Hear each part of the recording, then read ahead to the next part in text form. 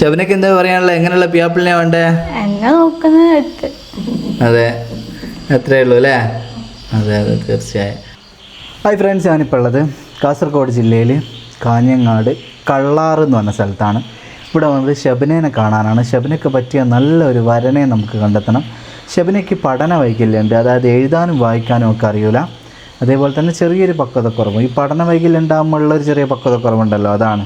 അപ്പോൾ ഒരു ബസ്സിൻ്റെ ബോർഡ് വായിക്കാനോ അല്ലെങ്കിൽ ഒരു പൈസേൻ്റെ കണക്കോ അങ്ങനത്തെ ഒന്നും അറിയാത്തൊരവസ്ഥയാണ് ഈ പഠന വൈകല്യം. അതായത് നമ്മൾ പഠിക്കാത്തത് കൊണ്ടുള്ള അറിവില്ലായ്മയല്ല, പഠിച്ചാലും നമുക്കത് ബ്രെയിനിലേക്ക് കയറാത്തൊരു രീതിയാണ് ഈ പഠന വൈകല്യം എന്ന് പറയുന്നത് കേട്ടോ. അറിയാത്തവർക്ക് വേണ്ടി ഒന്ന് പറഞ്ഞതാണ്.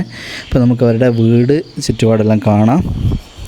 നിങ്ങൾ മാക്സിമം എല്ലാവരും കൂടെ നിൽക്കണം കേട്ടോ. ഇത് കാസർഗോഡ് ജില്ലയാണെങ്കിലും ഒരുപാട് ദൂരമുണ്ട് കാസർഗോഡ് നിന്ന്. കള്ളാറ് എന്ന് പറയുമ്പോൾ നല്ല ദൂരമുണ്ട്. കാഞ്ഞങ്ങാട് നിന്ന് ഇങ്ങനെ കുറച്ച് വരണം. ഈ കാണുന്നതാണ് വീട് കേട്ടോ. ഓക്കെ, ഇതാണ് വീട്. കുറച്ച് രാത്രിയായി പോയിക്ക് ഇവിടെ എത്തും, അതാണ് ക്ലിയർ കുറവുണ്ടാകുക കേട്ടോ. ഇത് ഷബനേൻ്റെ ഉപ്പയാണ്. ഉപ്പാക്ക് സ്ട്രോക്ക് വന്നതാണ് അല്ലേ, ചെറിയൊരു ബുദ്ധിമുട്ട് കാര്യങ്ങളൊക്കെ ഉണ്ട്. ഇതാണ് ഷബന. ഷബന എന്തൊക്കെയാണ് വിശേഷം?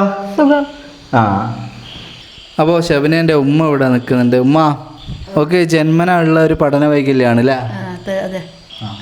അപ്പോൾ പിന്നെ വേറെ ടാബ്ലറ്റ് കാര്യങ്ങളൊന്നും ഇല്ലല്ലോ? ഇല്ല, ഒന്നുമില്ല, മരുന്നും കാര്യമൊന്നുമില്ല. അതെ. ഷബന കുക്കിംഗ് ഒക്കെ ചെയ്യലുണ്ടോ? കുറച്ച്. ആ, പുറത്തേക്കൊക്കെ ഒറ്റക്ക് പോകാറുണ്ടോ? ഇല്ല. എത്ര വരെയാണ് പഠിച്ചത്? 7 വരെ അല്ലേ? 7 വരെ പോയിക്കെങ്കിലും എഴുതാനും വായിക്കാനും ഒട്ടും അറിയില്ല അല്ലേ? ഫോണൊക്കെ നോക്കാറുണ്ടോ? വോയിസ് മെസ്സേജ് ഒക്കെ അയക്കലാ? ടൈപ്പ് ചെയ്യാൻ ബുദ്ധിമുട്ടുണ്ട് അല്ലേ? അതെ. അപ്പോൾ അങ്ങനെയാണ് അവളുടെയൊക്കെ ഒരു കാര്യം എന്ന് പറഞ്ഞാൽ. അതെന്ന് പറഞ്ഞാൽ ജന്മന അങ്ങനെ ചെറിയൊരു പക്വതക്കുറവ്, ഒരു പഠന വൈകല്യം എന്നുള്ള രീതിയിൽ വരുന്നതാണ്. അപ്പോൾ നേരിച്ച് വേറെ ബുദ്ധിമുട്ട് കാര്യങ്ങളൊന്നും ഇല്ല. എഴുതാനും വായിക്കാനുമാണ് അല്ലേ മെയിനായിട്ടൊരു വിഷയമുള്ളത്. പിന്നെ ബസ്സിൻ്റെ ഒറ്റയ്ക്ക് ട്രാവലിംഗ് ഒന്നും ഒക്കെ പറ്റൂല. പിന്നെ നമ്മളൊരു ഓഫീസിൽ പോയാൽ ഫോം പൂരിപ്പിക്കുക അല്ലെങ്കിൽ ബാങ്കിൻ്റെ കാര്യങ്ങൾ അങ്ങനെയൊക്കെയുള്ള നമ്മൾ ഓർത്ത് ചെയ്യേണ്ട കാര്യങ്ങൾ കാണില്ല, അതൊന്നും അറിയൂല, അങ്ങനത്തെ ഒന്നുമില്ല. പിന്നെ വീട്ടിൽ പെട്ടെന്ന് ഒരാൾ വന്നാൽ എങ്ങനെയാണ് ഓലെ പെരുമാറേണ്ടത് അങ്ങനെയൊക്കെ ഉള്ളത് ചെറിയൊരു ഇതന്നെ. അതെ, അതാണ് ഒരു പക്വതക്കുറവ് എൻ്റെ ഒരു മൈന്യൂട്ട് വിഷയമാണ്. അതായത് നമ്മൾ ഓർത്ത് ചെയ്യേണ്ട കാര്യങ്ങൾ ഒരു അറിയായികയാണ് അല്ലേ, ഒരു നമ്മൾ മനസ്സ് പഠിച്ച് ചെയ്യേണ്ട വിചാരിച്ച് നമ്മൾ തുറന്ന് പറയുന്ന കേട്ടോ. ഷബനേൻ്റെ എല്ലാ കാര്യങ്ങളും പറഞ്ഞിട്ട് അറിഞ്ഞു വരുന്ന ആളല്ലേ നമുക്ക് വേണ്ടുള്ളൂ. ചിലരൊക്കെ വീഡിയോയിൽ ഇങ്ങനെ ചോദിക്കും, ഇവർ നിർത്തിക്കൊണ്ട് ഇങ്ങനെയൊക്കെ പറയുന്നത് ഒരു മോശമല്ലേ എന്നൊക്കെ. പക്ഷേ നമ്മളിങ്ങനെയൊക്കെ പറഞ്ഞിട്ടും ചില ആളുകൾ പിന്നെ ഇതൊന്നും അറിയാണ്ട് വരുന്നവരുണ്ടാവും. അതുകൊണ്ടാണ് ഓരോ മുമ്പിൽ നിന്ന് തന്നെ അവർ തന്നെ അവരോടൊക്കെ ചോദിച്ചിട്ട് തന്നെയാണ് എല്ലാ കാര്യങ്ങളും തുറന്നു പറയുന്നത്. അപ്പോൾ ഇതെല്ലാം മനസ്സിലാക്കി വരുന്ന ഒരാളെ നമുക്ക് വേണ്ടുള്ളൂ. ഷബനക്ക് ഇപ്പോൾ 30 വയസ്സാണ് ആയതില്ല? 30 വയസ്സ്. നമുക്കൊരു എത്ര വയസ്സ് വരെയുള്ളത് നോക്കാം? 38 വയസ്സ്. 37-38 വയസ്സല്ലേ ഒരു നല്ലതൊക്കെയാണ് നമുക്ക്. അതെ, മാക്സിമം ഒരു 38, ഒരു 40ൻ്റെ ഉള്ളിൽ അല്ലേ? 40 പോകണ്ട, 38, 37, 35 പറ്റും. ഒരു 5-6 വയസ്സ് വ്യത്യാസമാണ് ഏറ്റവും നല്ലത്. ഒരു 40ൻ്റെ ഉള്ളിലുള്ള ഒരാലോചനയാണ് വേണ്ടത്. പിന്നെ വേറെ എന്തെങ്കിലും പറയാനുണ്ടോ നിങ്ങൾക്ക്? വേറെ ഡിമാൻഡ് കാര്യമുണ്ട്? ദൂരം പ്രശ്നമുണ്ടോ? ദൂരം പ്രശ്നമാണ്. ഇവർക്ക് ഒട്ടും വണ്ടി യാത്ര ചെയ്യാൻ പറ്റില്ല, ഛർദിയും തലകറക്കലും വരും.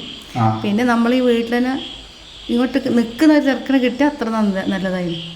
ഇവർക്ക് ഉപ്പാൻ്റെ കണ്ടല്ലോ, പിന്നെ ഉമ്മയും പിന്നെ 3 പെൺകുട്ടികളുമാണ് ഉള്ളത്. കുടുംബക്കാരൊക്കെ അടുത്തടുത്തുണ്ട്.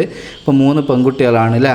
അപ്പോൾ ഇങ്ങോട്ട് വന്ന് നിൽക്കുന്ന ഒരാളെയാണ് നമ്മൾ മെയിനായിട്ട് നോക്കുന്നത്. കാസർഗോഡ് മംഗലാപുരത്തിൻ്റെ സൈഡൊക്കെ നമുക്ക് നോക്കിക്കൂടെ?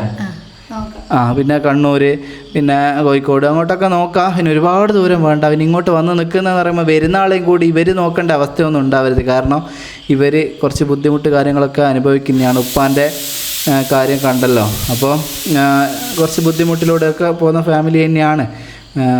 അപ്പോൾ അതുകൊണ്ട് തന്നെ പൈസ മോഹിച്ചും അങ്ങനെയൊന്നും വരുന്ന ആരെയും നമുക്ക് ആവശ്യമില്ല. ഓളെ മനസ്സിലാക്കിയിട്ട് സ്നേഹത്തോടു കൂടി നിൽക്കുന്ന ഒരാൾ തന്നെയാണ് വേണ്ടി. ജോലിക്ക് പോയിട്ട് ഓളെ നോക്കുന്ന ഒരാളായിരിക്കണം. ഡിവോഴ്സായ ആലോചനയൊക്കെ നമുക്ക് നോക്കിക്കോളെ? ഭർത്താവ് മരിച്ചതോ കുഴപ്പമില്ലാത്തതാണെങ്കിൽ അതെ, കാര്യകാരണങ്ങളൊക്കെ നോക്കിയിട്ട് നമുക്ക് തീർച്ചയായിട്ടും നോക്കാം അല്ലേ ഷബന? അതെ. പിന്നെ ചെറിയ ബുദ്ധിമുട്ടുള്ള ഒരാളെ സ്വീകരിക്കാൻ നമ്മൾ തയ്യാറല്ലേ? തയ്യാറന്നെ.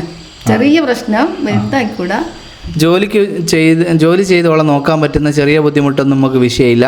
അങ്ങനെയുള്ള ഒരാൾ തീർച്ചയായിട്ടും മുമ്പോട്ട് വരിക. പിന്നെ വേറെ അമ്മക്ക് എന്തെങ്കിലും പറയാനുണ്ടോ? ഇല്ല, എനിക്കൊന്നും കാര്യമായിട്ട് പറയാനില്ല. അങ്ങനെ അവളെ നോക്കുന്ന നല്ലൊരു ചെറുക്കനായിരുന്നെങ്കിലും തരണം. തീർച്ചയായും.